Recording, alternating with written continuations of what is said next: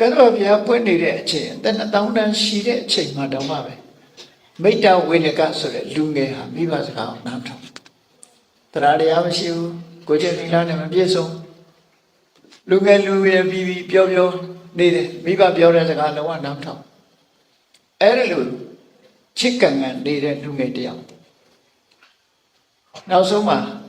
ဖခင်တထေးကြီးမျက်ွယ်ပြုတ်သွားတဲ့အခါတထေးတော်ကြီးတူတယ်ပဲကြံဆုံးမတယ်တထေးတော်ကြီးကအမေဆိုတာဒီအဖေတဲ့သားသမီးတွေကိုပို့ချစ်တတ်တယ်ပေါ့ရေပုံရအားဖြင့်ပြောလို့ပို့ချစ်တတ်တယ်ပို့ချစ်တတ်သားသမီးတွေကလည်းပဲအမေနဲ့အဖေဆိုရင်အဖေကိုလည်းလည်းကြောက်တယ်အမေကြတဲကိပြီးဂယုဆိုင်ချင်ဘူးအဲ့တော့ဒီမိတ္တဝိရကဆိုတဲ့ကောင်အမေပြောတာလုံးဝနားထောင်အမေကတော့သူ့အဖေမရှိတဲ့နောက်သူ့သားလေးကိုလိမ်မာစေချင်တာပေါ့ဒါအထုံးခံမဲ့လူဆိုတာဒီတိုင်းပဲကိုသားလေးလိမ်မာစေချင်တယ်ငါသားရဲ့ကြောင်းသွားပါဖះကြောင်းသွားပြီးတရားနာပါအလှူဒါနတွေလုပ်ပါသီလတွေစောင့်တည်ပါတရားဓမ္မနာပါလိမ့်ပါနေစမ်းပါနဲ့နားချနောက်ထောင်နားမှဘလောက်ပြောတာတော့ဆိုခမည်းကြီးပါဇက်ပိတ်ထားမပြောနဲ့တိုက်တယ်လို့နေမယ်ဆိုရင်ပုံစံပြန်ပြန်သူ့အမေပါဇက်ပိတ်အောင်ပြောတယ်အမေကတော့မလျှော့ဘူးငါသားရဲ့ဒီနေ့ဥပုပ်နေ့မင်းကြောင်းသွားလိုက်ပါမင်းကြောင်းသွားလို့ရှိရင်ငါဝေးတစ်ထောင်ပေးပါမယ်ငါသားကြောင်းသွားတော့ငွေတစ်ထောင်ပေးမယ်ဆိုတော့သူဟာခေါင်းညိတ်တယ်အဲ့ဒါကြာငွေရချင်တာကိုခေါင်းညိတ်ပြီးတော့ကြောင်းသွားတယ်သူ့မေကတော့ဩကြောင်းရောက်သွားရင်တော့ငါသားလိမ်မာသွားမှာပဲစိတ်တွေပြောင်းသွားမှာပဲသူထင်အေးကြောင်းသွားပြီးတော့တနေရာမှာတရားသာမကြားရမယ့်နေရာသွားပြီးတယောက်တည်းအဲ့ဒီမှာအိတ်ပြီးတော့မနေ့မိုးလင်းတော့ပြန်လာတယ်ရှင်းတော့ကဥပုသ်ဆောင်တယ်ဆိုတာဟာကြောင်းသွားပြီးတော့တညလုံးနေကြမနေ့မိုးလင်းမှပြန်လာမနေ့မိုးလင်းတော့ပြန်လာခမည်းကြီးငွေတစ်ထောင်ပေးမယ်ပေးငွေအေးပေးပါမယ်မင်းစားလိုက်ပါအောင်ညဥပုသ်ဆောင်ထားတာစားနေမရဘူးငွေယူပြီးမှစားငွေတစ်ထောင်တော့ကိုသူ့ရှေ့မှာချပြီးပြီးတော့ကဲစားဟောဒီမှာငွေတစ်ထောင်အဲ့ဒီကျမှမင်းသားစားတယ်ငွေတစ်ထောင်ရတဲ့အခါသူကစီးပွားရေးသမားစီးပွားရေးလည်းရှားချင်တာငွေတစ်ထောင်ကိုအရင်နှိမ့်လုပ်ပြီးတော့စီးပွားလုပ်တယ်မကြခင်ပဲသူက30လောက်ရသွားတယ်အမြတ်စီးပွားရှာတော့ကောင်းသားတယ်ငွေတစ်ထောင်ကိုအရင်နှိမ့်ပြီးရှာလိုက်တော့မကြခင်ပဲ30ရသွားအဲ့မှာသူကအားတက်သွားသူ့မိရဖြစ်တယ်ငါသားရဲ့ဒီအိမ်မှာရှိတဲ့ပစ္စည်းတွေမင်းပစ္စည်းပဲဘာလို့ရှာနေမှာလဲမရှာနဲ့မင်းလူကျင်တာလူကျောင်းသွားသီလစောင့်တည်တရားဓမ္မနာအဲ့ဒီအလုပ်ပဲလုပ်ပါမင်းစီးပွားမရှာချင်ပါနဲ့လို့ပြောမရဘူးရှာမှာပဲဝေသိန်း20လောက်ရလာတဲ့အခါသူဘာလုပ်လဲဒီနိုင်ငံမှာစီးပွားရှာရတာတဲ့ပို့ပြီးတော့ပင်လယ်ခရီးဖြတ်တန်းပြီးတော့နိုင်ငံရခြားတိုင်းတစ်ပါးသွားပြီးအယောင်းဝယ်လုပ်မယ်ပေါ့အဲဒီတော့ကကုံတယ်လှေကြီးတွေရှိတယ်ပေါ့ပင်လယ်ကမ်းရိုးတန်းကုံတယ်လှေကြီးတွေနဲ့သူလိုက်ပင်လယ်ခရီးကိုဖြတ်တန်းအမေလို့သူကတားတယ်အမျိုးမျိုးဖြစ်တယ်ငါသားမတော်ပါနဲ့ပင်လယ်ဆိုတာမတန်အန္တရာယ်များတယ်မုန်တိုင်းတွေလည်းရှိတယ်ပင်လယ်ဆိုတာကမ်းမမြင်လမ်းမမြင်ပင်လယ်တွေကသတ္တဝါတွေကလည်းအလွန်ဆိုးတယ်အဲ့တော့ဒီလောက်ပိဿံတွေပေါ်နေတာမင်းအတွက်ပဲမရဘူးသူရှာမယ်ဆိုပြီးတော့အဲ့ဒီမှာသင်္ဘောတက်သွားတာခါအမေလုတ်တဲ့ပုဂ္ဂိုလ်ကလက်ဆွဲပြီးတော့အတွင်းတားတဲ့အခါကျတော့အမေကိုထိုးချိတ်တွန်းလှဲပြီးတော့ထွက်သွားအားချင်းမမျှတော့အမေလုတ်တဲ့ပုဂ္ဂိုလ်ကဒီတိုင်းပဲစိတ်မကောင်းနဲ့ကြံရစ်တယ်ပေါ့သွားရောသင်္ဘောပေါ်တက်သွားအဲ့ဒီလိုလုပ်သွားမိတောင်းဒါကသဗ္ဗဘုရားလက်ထက်ကလူငယ်တယောက်ဖြစ်တယ်သင်္ဘောပေါ်တက်သွားပြောတဲ့စကားနားထောင်ဘူးမိဘကိုစောကားရိုက်ပုတ်ထိုးချိတ်ပြီးတော့သင်္ဘောတက်သွားသင်္ဘောထွက်လို့ပင်လယ်ကြီးကိုဖြတ်တဲ့အခါအဲ့ဒီခေတ်ကဖြစ်နေကြသဘောတရားတွေပေါ့နော်ပင်လယ်ထဲမှာသူတို့သွားတဲ့လေသင်္ဘောကြီးဟာ မရွေးရှားပဲနဲ့ကြောက်ချထားတယ်လို့သင်္ဘောကြီးကရှေ့ကိုသွားလို့မရဘူးဆိုတဲ့အနေအထားမျိုးရောက်လာအဲ့ဒါလို့ရောက်လာလို့ရှိရင်အဲ့ဒီခေတ်ကတော့ပင်လယ်နတ်တွေပူဇော်ကြပါတာကြဟောဒါပဲသိတာဟုတ်အဲ့ဒါတွေမကဘူးဒီသင်္ဘောပေါ်မှာမကောင်းတဲ့လူတယောက်ပါလာတယ်လူယုံမှာပါလာတယ်အဲ့ဒီလူယုံမှာမဲချမယ်ဆိုသင်္ဘောပေါ်မှာပါလာတဲ့လူတွေမဲချမကောင်းမှုအကုသိုလ်ကြီးမားတဲ့လူတယောက်ကြောင့်အများဒုက္ခမရောက်စေခြင်းကဲအလုံးမိုင်းနေရမယ်မဲနိုင်တဲ့အခါပြန်ပြီးတော့၃ချိန်တိတိနိုင်တာသူ့ကြည့်ပဲမဲရပေါ့နော်သူ့ကြည့်ပဲမဲရပေါ့တဲ့အခါကျကဲမင်းထိုင်နေမင်းခံမယ်ဆိုပြီးတော့တင်မောပေါ်မှာဆင်းနေပါလာတယ်ဖောင်လေးကိုအောက်ချပေးပြီးအဲ့ဖောင်ကိုတင်ပြီးသူ့မျောထားလိုက်ကြလေတင်မောကြီးကဆက်ပြီးတော့ရွက်လွှင့်ထွက်သွားတယ်သူနဲ့ဝေးတဲ့ဝေးသွားသူကတော့ရှေးချောင်းတင်ရမျောပြီးတော့သွားတယ်နောက်ဆုံးမှာပင်လယ်ရဲဆိုတာကျွန်းတွေကြောင်ဆောင်လေးတွေရှိတတ်တယ်ပေါ့အိန္ဒိယနိုင်ငံပင်လယ်ပဲဖြစ်ကောင်းဖြစ်ပါလေအိန္ဒိယသမုဒ္ဒရာပဲဖြစ်ကောင်းဖြစ်တယ်အဲ့ဒီမှာကျွန်းလေးတစ်ကျွန်းပင်လယ်ရဲကကျွန်းဆိုတာအိန္ဒိယနိုင်ငံမှာလည်းကျွန်းတွေအများကြီးရှိတာဟုတ်နော်ခဏခေတ်မှာဆိုလို့ရှိရင်အိန္ဒိယတောင်ပိုင်းမှာမော်လဒိုက်ဆိုတဲ့နိုင်ငံရှိတယ်လေမော်လဒိုက်ဆိုတာမာလာဒီပဆိုတဲ့နာမည်ကိုခေါ်လိုက်တဲ့အခါမာလာဒီလို့ခေါ်ရမှာမော်လဒိုက်လို့ခေါ်လိုက်တော့နောက်တိုင်းကလူတွေတို့ဥရောပလူတွေကခေါ်တဲ့တိုင်းမော်လဒိုက်ဖြစ်သွားတယ်အမှန်ကတော့မာလာဒီပနောက်တစ်ခါအဲ့ဒီရှေ့ဘက်နားကြည့်လိုက်တဲ့အခါကျတော့လင်္ကာဒီပကိုသူတို့ဒေသအခေါ်လက်ကဒီလို့ခေါ်တယ်လက်ကဒီဆိုတာလင်္ကာဒီပနောက်ပိုင်းကျတော့ဥရောပဘက်ကကျူးကျော်သူတွေကစီလုံလို့ခေါ်ကြဗျာစီလုံကနေနောက်အခုတော့မြန်မာတွေကတော့တီဟိုလို့ခေါ်တယ်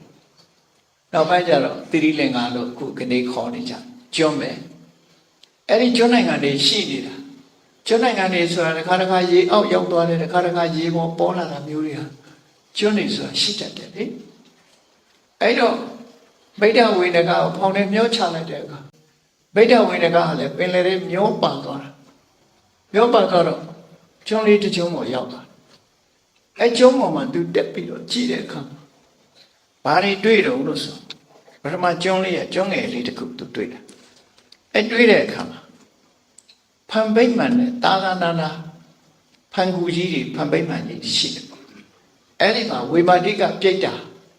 တာမှ၄ဦးရှိတယ်အဲ့ကျွန်းပေါ်တက်လိုက်တဲ့အခါသူကကံကောင်းသွားတယ်တညဥပုပ်သွားဆောင်လိုက်တဲ့ကံလေးထမရဲ့ကြည့်တို့အားလုံးရှေ့အောင်စလုံးထွက်သွားတယ်သူတယောက်တည်းကြံရတယ်ဆက်ပြီးဒီမှာနေဖို့မှာကြားခဲ့ပေမဲ့သူဟာမနေဘူးနော်သူစိတ်ထဲမှာထင်တယ်ငါပထမ၄ယောက်နဲ့တွေ့တာအခု၈ယောက်ဆုံးနှစ်ဆတက်လာပြီရှေ့ဆက်ရင်ဒီတဲ့ကောင်းမှာပဲလို့ဆိုပြီးလောဘကကြီးလာတယ်ပေါ့မျောလင်းချက်ကြီးတွေနဲ့သွားထီထိုးတဲ့လူလိုပေါ့နော်နှစ်ချက်ထိုးတော့မှသိသိပေါက်တယ်တသိန်းလုံးထိုးလိုက်တဲ့အခါတပြားမှမပေါက်တော့အဲ့ဒါမျိုးတသိန်းလုံးအကုန်ထိုးပြစ်အဲ့ဒါလို့လောဘဆိုတာကြီးလာတတ်တယ်ပေါ့သူကတော့တွက်လိုက်တာအဲ့တော့ရှစ်ယောက်ကခီးထွက်သွားတဲ့အခါမှာသူဟာရှစ်ဆက်ပြီးတော့ဖောင်လေးနဲ့မျောပြန်တယ်တတိယကျွန်းတစ်ခုရောက်သွားတော့အဲ့ဒီမှာပရမညာနဲ့ပြည်တဲ့ဗိမာန်တစ်ခုရောက်သွားအဲ့ဒီမှာကျတော့ပြိတ္တာမှဝေမာတိကပြိတ္တာမှ16ယောက်ရှိတယ်သူတို့ကဆောင်းလျှောက်ထားတော့အဲ့ဒီမှာသူချမ်းသာတာတစ်ပတ်နေသူတို့ထွက်ခွာသွားတဲ့အချိန်မှာသူတယောက်တည်းမနေတော့ပဲဆက်ပြီးခရီးထွက်ပြန်တယ်နော်နောက်စတုထကျွန်းရောက်တဲ့အခါကျတော့ရွှေဗိမာန်တွေ့ပြန်တယ်အဲ့ဒီမှာ32ယောက်ရှိတယ်ရွှေဗိမာန်ကြီးသူတို့ဟာလည်းပဲချမ်းသာခံစားတဲ့အလှဲ့မှာချမ်းသာနေရတော့လဲဆင်းရဲဒုက္ခခံစားတဲ့အလှဲ့ရောက်လို့ရှိရင်ဒုက္ခရောက်ကြပြန်တယ်ပေါ့အဲ့ဒီအချိန်မှာသူတယောက်တည်းသူဟာနေရတာပြင်းတယ်ဆိုပြီးတော့32ယောက်ရှိတဲ့ရွှေဗိမာန်ကြီးကိုစွန့်ခွာပြီးတော့ပင်စမမြောက်ကျွန်းငယ်တစ်ခုစီကိုသူရောက်ရှိသွားတယ်နော်လောဘရဲ့ဒုက္ခပြဿနာလည်းပါတယ်အမေစကားနားမထောင်တာရဲ့အကုသိုလ်အလုပ်တွေလုပ်ခဲ့တာသောတပန်ဖြစ်တဲ့မိဘကိုစော်ကားခဲ့တာ နော်မိဘကိုစော်ကားတယ်ဆိုတဲ့နေရာမှာအမေကတီလာရှိလေးလေးပို့ပြီးတော့အပြစ်ဒဏ်တင့်နေလေအမေကတော့အမေဆိုတဲ့ဂုဏ်ကတော့မစော်ကားရဘူးပေါ့အပြစ်ကတော့ရှိတာကြီးပဲသို့တော့အမေကကိုချင်းတီလာကောင်းလို့ရှိရင်ပိုးခံရကြောက်တုံးကိုခေါင်းနဲ့တိုက်လို့ရှိရင်ကြောက်တုံးမာရင်မာသလောက်သူ့မှာဒဏ်ချက်ပြင်းမှာပေါ့မိဘကတီလာရှိလေးလေးသူတို့မှခံရလေလေပြစ်မှားတဲ့ပြစ်ဒဏ်သူဟာသူ့ရဲ့အမေကကျင်နာတဲ့နှလုံးသားနဲ့သောတပန်ဖရာတရားတန်ခါကိုးကွယ်တဲ့ဥပဒကမကြီးရဲ့အမေဖြစ်တာကတကြောင်သောတပန်ဖြစ်တာတကြောင်ဒီလိုပုဂ္ဂိုလ်မျိုးကိုစော်ကားခဲ့တဲ့အတွက်ကြောင့်သူဟာဒုက္ခရောက်ဖို့ဖြစ်လာတယ်နော်အဲဆက်ပြီးတော့ဖောင်ကလေးနဲ့သူမျောလိုက်တယ်ဥပုသ်ဆောင်ခဲ့တဲ့အကျိုးလေးတွေတော့သူခံစားရတယ်ကုန်ပြီအဲ့ဒါတွေအားလုံး32ယောက်နဲ့တွေ့ပြီးတဲ့နောက်မှာသူကုသိုလ်တရားတွေကကုန်သွားပြီကုန်သွားတဲ့အခါမျောလင်းချက်ကြီးနဲ့ပင်စမမြောက်ကျွန်းလေးကိုရောက်သွားတယ်တက်လိုက်တယ်ကျွန်းပေါ်တက်ကြည့်တော့သူ့မျက်စိထဲမှာဘာတွေ့တော့ဆိုရင်တတိုင်းနေနဲ့ကာယံထားပြီးတော့ဝင်ပေါက်၄ပေါက်ရှိတယ်မြို့ကြီးကိုတွတ်တွေ့တယ်ဟာတဲဟုတ်ပါလားပေါ့နော်ဒီလိုကျွန်းပေါ်မှာမြို့တွေ့ပြီအဲ့ဒီမြို့ကိုငါဘယင်လောက်ရရင်ကောင်းစိတ်ကူးကနော်ငါဘယင်လောက်ပဲဒီကျွန်းကလူတွေက aborigine ပြောပေါ့ကျွန်းနေလူသားတွေဆိုလူရိုင်းနေဖြစ်လိမ့်မယ်ငါတက်ပြီးတော့ဘယင်လောက်ပဲပေါ့စိတ်ကူးနဲ့အဲ့လိုတက်သွားပြီးတော့အဲ့ကျွန်းပေါ်တက်သွားပြီးတော့တကားကောက်တစ်ခုကနေသူဝင်လိုက်တော့ဆဆချင်းဘယ်သူတွေ့လူတယောက်သူစိတ်ထဲမှာလူတယောက်သချင်းဆိုနေတာတွေ့တယ်အဲ့တော့ကြည်နေတဲ့လူတွေပါလားမပါလားစားတယ်မပါလို့ရှိကောင်းရှိလိမ့်မယ်စတိတ်ရှိုးသွားတွေ့တာဖြစ်လာတယ်နော်အဲ့ဒီမျိုးတွေကစတိတ်ရှိုးသချင်းဆိုနေတာသွားတွေ့တော့အဲ့ဒီလူရဲ့ပုံပန်းတဏ္ဍာကိုဖော်ပြထားတာသူကပုံပန်းတဏ္ဍာကိုဖော်ပြထားတယ်သချင်းဆိုနေတဲ့လူတယောက်ရဲ့ပုံပန်းတဏ္ဍာဘယ်လိုရှိတော့လို့ဆိုတော့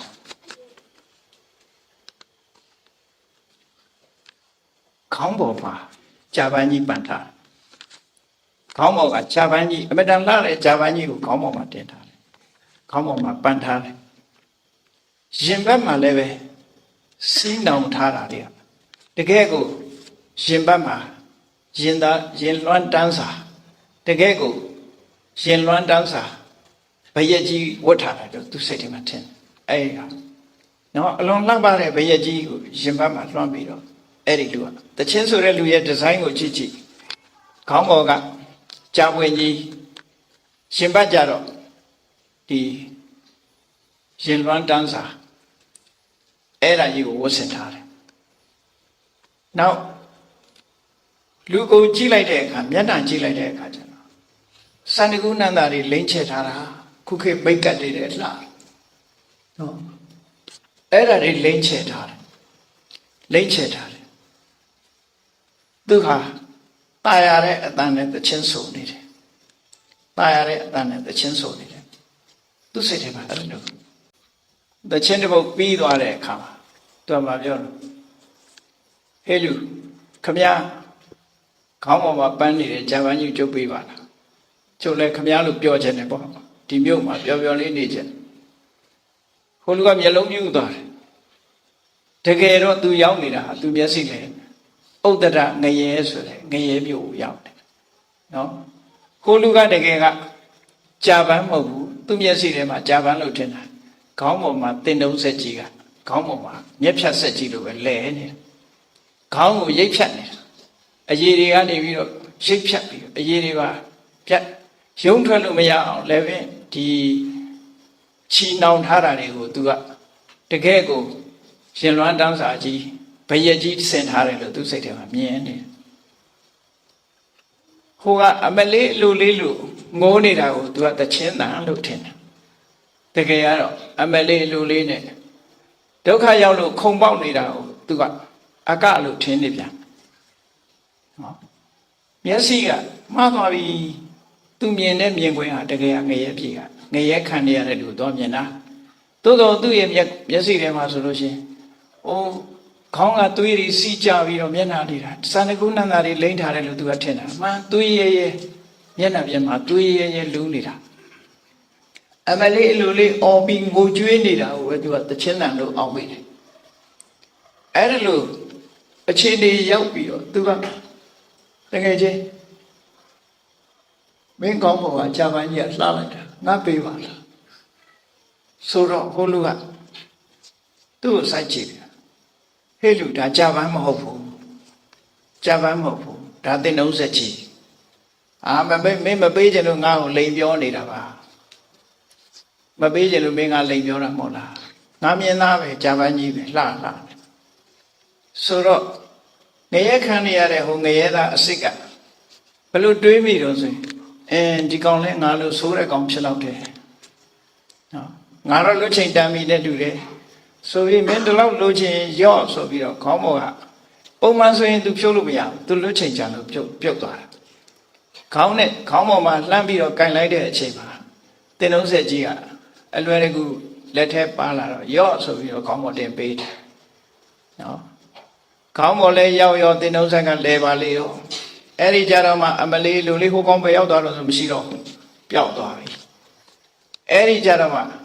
သူဟာစတေရှိုးကြည့်နေတာမဟုတ်ဘူးဆိုတာကိုသဘောပေါက်သွားတယ်နော်အရှင်လက်လက်ငရဲရောက်သွားတယ်ဆိုတာအဲ့ဒီကောင်ပြောတယ်အဲ့ဒီလိုမိတ္တဝိနကပင်စမမြောက်ကျွန်းငယ်လေးတစ်ခုပေါ်မှာငရဲဒုက္ခကိုသူဟာခံစားနေရတယ်ပေါ့အဲ့ဒီအချိန်လေးမှာဘယ်သူမှလည်းမရှိတော့ဘူးသူတယောက်တည်းပဲအော်ဟစ်ညင်းညူနေတယ်အားလုံးဟာသူ့မြင်ကွင်းထဲကပျောက်သွားပြီကိုလူလည်းပျောက်သွားပြီငရဲသားပျောက်သွားပြီအဲ့တော့မှငရဲမှန်းသိပြီးတော့သူဟာအလုံးကိုကြောက်ရွံ့တဲ့ဆင်းရဲဒုက္ခကြီးနဲ့သူဟာရုံထွက်လို့မရအောင်အနေထားတစ်ခုရောက်လာအဲ့ဒီအချိန်မှာအဲ့ဒီကျွန်းပေါ်မှာငရဲတွေဒေသတွေကိုလှည့်လည်ပြီးတော့ကြည့်တယ်ရုပ်ကစိုးနဲ့ကြည့်ရရှိတယ်သူ့ခြံရံနေတဲ့သူကအဲ့ဒီရုပ်ကစိုးနဲ့ကြည့်ရအဲ့ဒီကျွန်းပေါ်လာပြီးတော့လှည့်ပြီးတော့ကြည့်တာဒါတရားတွေကိုလူသားတွေကလှည့်ကြည့်တယ်လို့နေမှာပေါ့နော်ငရဲခါရတဲ့တရားတွေကတော့ဒုက္ခရောက်တာပေါ့နတ်ကတော့သူ့အကုသိုလ်မှမရှိတာအဲ့တော့သူကလက်ပတ်ကြည့်တော့အဲ့နတ်ကြီးမြင်တဲ့အခါမှာသူကမေးတယ်သူမေးတာမေးခွန်းလေးကဘာမေးတော့ဆိုစတုဒွါရမိထနကရအာယတန္တလပကရတကားလေးပေါ့ရှိပြီးတော့မြေကလည်းပဲတန်လိုမာကြောတဲ့မြေတတိုင်းတွေကလည်းပဲအမြင့်ကြီးတွေခတ်ထားတယ်ဩရုဒ္ဓပတိရုဒ္ဓောသမိကိမ္ပပံပကတမယ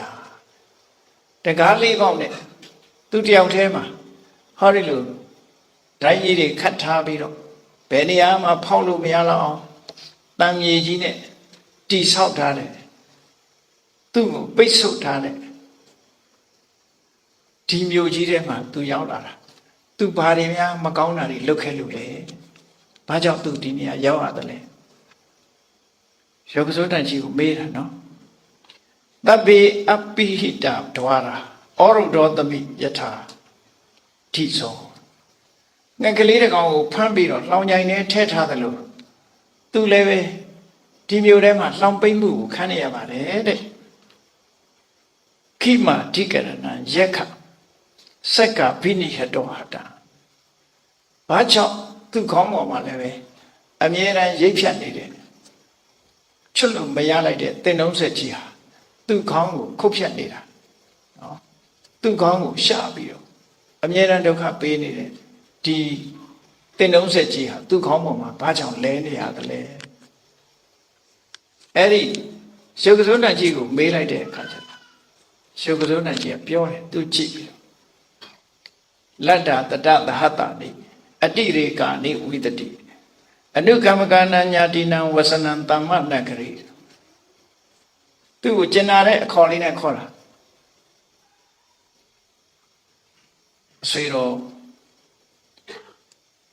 အဆွေတော်ဟာလေငွေ3သိန်းရတော့ကငွေ330ရတဲ့အချိန်တော့ကအကျိုးစီးပွားကိုလိုလားတဲ့ အမေရဲ့စကားကိုနားထောင်ခဲ့ဘူးတဲ့နတ်ချက်ပြောတာနားထောင်ခဲ့ဘူးတဲ့အမေကမလုပ်ပါနဲ့ဆိုတာဆိုလို့တယ်ဝေသိန်း20ရတာနဲ့ကျင့်နှခိုင်းတာမကျင့်တတ်ဘူးတဲ့နော်အဲ့ဒီစကားကိုမလိုက်နာခဲ့ဘူးတဲ့နောက်တစ်ခါလင်္ကိန်သမုဒ္ဒံပက္ခန္တိပင်လယ်ခရီးကြီးကိုသွားပြန်တယ်တဲ့သွားတဲ့အခါမှာဒီသာဂရံအပ္ပတိတ်တိကပင်လယ်ခရီးဆိုတာအလွန်အန္တရာယ်ကြီးပြောတယ်အလွန်အန္တရာယ်ကြီးများတယ်အဲ့ဒီပင်လယ်ခရီးကြီးကိုဖြတ်တန်းသွားတဲ့အချိန်မှာပထမကျွန်းငယ်လေးရောက်တော့က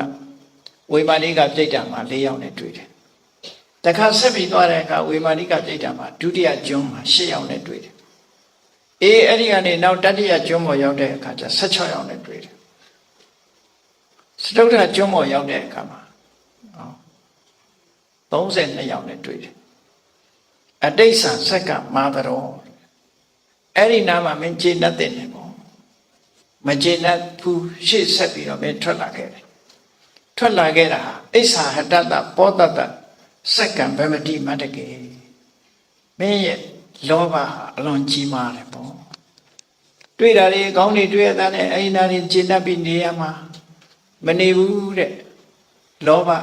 ကြီးလွန်းသည့်အတွက်ကြောင့်လောဘနောက်လိုက်ပြီးတော့တွေ့လို့တွေ့ညာနဲ့ရှေ့ဆက်သွားလိုက်တဲ့အခါမှာဒီငရဲမျိုးကိုမင်းရောက်လာတာပဲဖြစ်တယ်။နေကြုံပြီးမင်းရောက်လာခဲ့တယ်။တကယ်ကတော့ तू သွားတာဟာ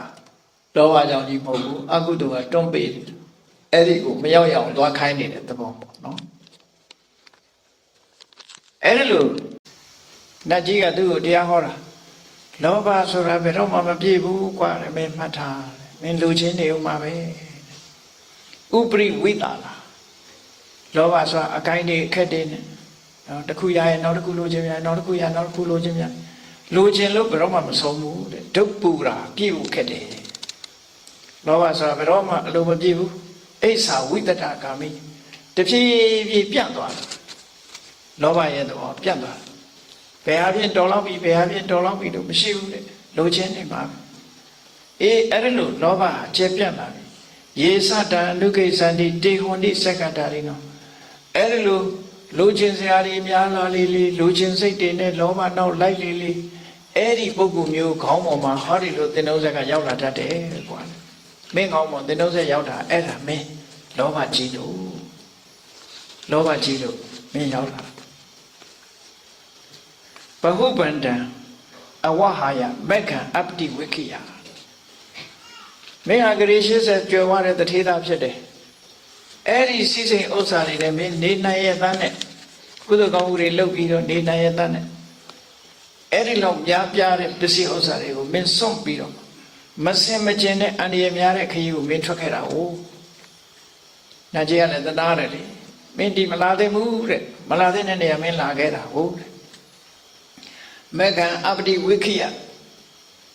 မင်းမစဲသားမစင်ញင်ပဲနဲ့ဒီခရီးကိုမင်းလာခဲ့တာအဲ့ဒီခရီးလျှောက်ခဲ့လို့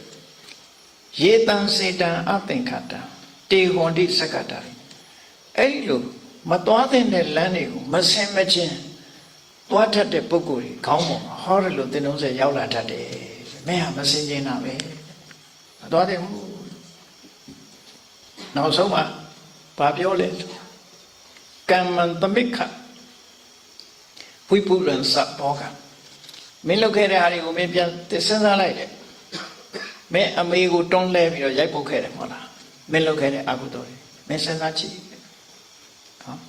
အမေကိုမင်းစော်ကားခဲ့အမေကမင်းပေါ်မှာမေတ္တာတရားသားမှမယုံဟိုမှာအားချင်းမမျှလို့ကြံရစ်ရှာတယ်အမေကိုတွန်းထိုးရိုက်ပုတ်ပြီးတော့မင်းထွက်လာတာမဟုတ်လားကိုယ့်လုပ်ရက်ကိုပြန်ကြည့်လိုက်တဲ့ဝိပုလံစဘောကမင်းတို့မိသားစုချမ်းသာကြွယ်ဝမှုတွေအများကြီးပဲအဲ့ဒါလေအိဆံနတေဝေအနတ္ထတံဟိတံမင်းဟာကောင်းကျိုးချမ်းသာကိုမဖြစ်နိုင်တဲ့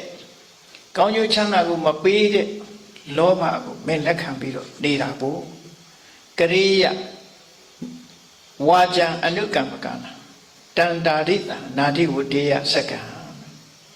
အကယ်၍သာမင်းကိုယ်ပေါ်မှာအကျဉ်းတရားရှိတဲ့မိဘရဲ့စကားကိုနားထောင်မယ်ဆိုရင် မင်းခေါင်းပေါ်ဒီတင်လုံးဆဲမရောက်ပါဘူးကွာ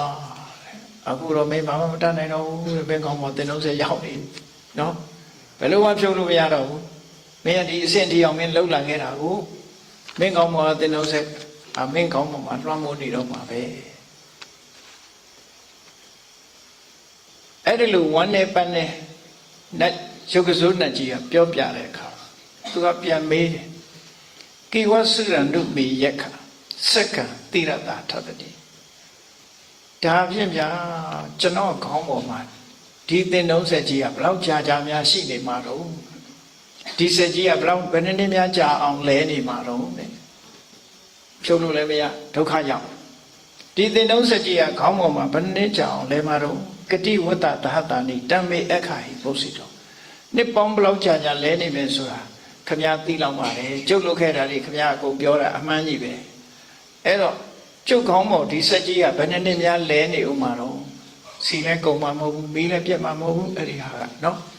တရားစင်မီးပြတ်လို့ရပ်သွားတာမရှိဘူးလဲနေမှာပဲစီကုန်လို့ရပ်သွားမှလည်းမရှိဘူးမောင်းသူလည်းမရှိဘူးကံတင်မှာအတိုင်းဖြစ်နေတာဟုတ်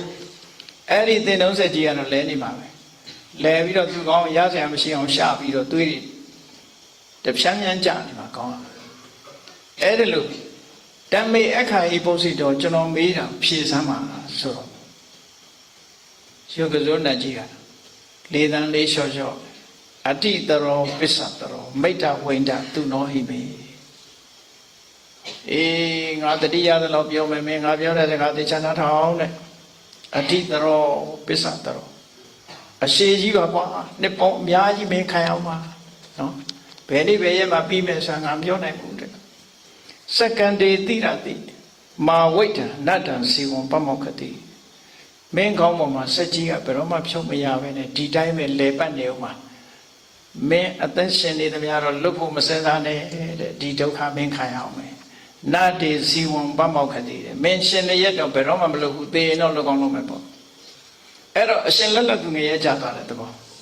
နတ္တိစီဝံပမောက္ခတိအသက်ရှင်နေတော့မင်းလွတ်မှာမဟုတ်ဘူးတဲ့သေသွားရင်တော့မင်းလွတ်ကောင်းလို့လိမ့်မယ်အဲ့ဒါလို့ရုပ်ကစိုးတတ်ကြီးကသူ့ကိုပြောဆိုသွားတဲ့အခါမိတ္တဝိနကဘာမှမတတ်နိုင်တော့ပဲနဲ့ဥဒ္ဒရာငရဲမှာဒီတိုင်းပဲခံရရတယ်အကုသိုလ်ရဲ့အကျိုးပေးသွားပြီဆိုလို့ရှိရင်တခြားကဲမဲ့ဟာဆိုတာမရှိနိုင်တော့ဘူးပေါ့အဲ့ဒါအရှင်လက်လက်ငရဲကြခြင်းပဲဖြစ်တယ်ပေါ့အေးဒီလိုလုပ်နေတာမသေးဘူးလားလို့မေးချင်ရှိတယ်ခုခေတ်ဆိုရင်တော့သွေးထွက်လွန်ပြီးတော့သေမှာပေါ့နော်သွေးထွက်လွန်ပြီးတော့သေတင်တာပေါ့မသေးဘူးလားလို့ဆိုသေတော့သေမှာပေါ့မသေးဘူးတော့မရှိဘူးဒါမသေးခင်ပြောခဲ့တဲ့စကားတွေပေါ့မကြခင်သွေးထွက်လွန်ပြီးတော့သူဟာသေမှာပဲသေသွားရင်လည်းအဲ့ဒီနေရာမှာထပ်ပြီးတော့ငရဲသားအဖြစ်ရောက်မှာပေါ့ဒါတွေကိုတော့စားထဲမှာမပြတော့ဘူးပေါ့အေးမြတ်စွာဘုရားကဒီဇလမ်းမှာရုပ်ကစိုးကိုတွေ့ကြုံခဲ့တာကတော့ရုပ်ကစိုးဘဝနဲ့မိတ္တဝိနကအကြောင်းကိုပြောပြခဲ့သူကတော့မြတ်စွာဘုရားငါကိုယ်တိုင်ဖြစ်ခဲ့တာတဲ့ဒါကြောင့်မို့တစင်ညာပြောတာမဟုတ်ဘူးငါကိုယ်တိုင်တွေ့ခဲ့ပြီးတော့ပြောတာဖြစ်တယ်ပေါ့အခုမိတ္တဝိနကဆိုတာဟာဒီနေ့ငါလက်ထက်မှာလူလာဖြစ်ပြီးအပြောရအဆိုရခက်တဲ့ယဟန်ပဲဟိုတော့ကလည်းပြောရခက်တယ်ဆုံးမတာကိုနားမထောင်အခုလည်းဆုံးမရနားမထောင်ခေါင်းပါလေဒါကြောင့်မလို့ခေါင်းပေါ်မှာသင်္နှုံးဆက်ရောက်လာတာဖြစ်တယ်လို့မြတ်စွာဘုရားအဆုံးမခက်တဲ့ယဟန်တစ်ပါးကိုအကြောင်းပြုပြီးတော့ဒီမိတ္တဝိနကဇတ်ကိုဟောကြားဆုံးမခြင်းဖြစ်ပါတယ်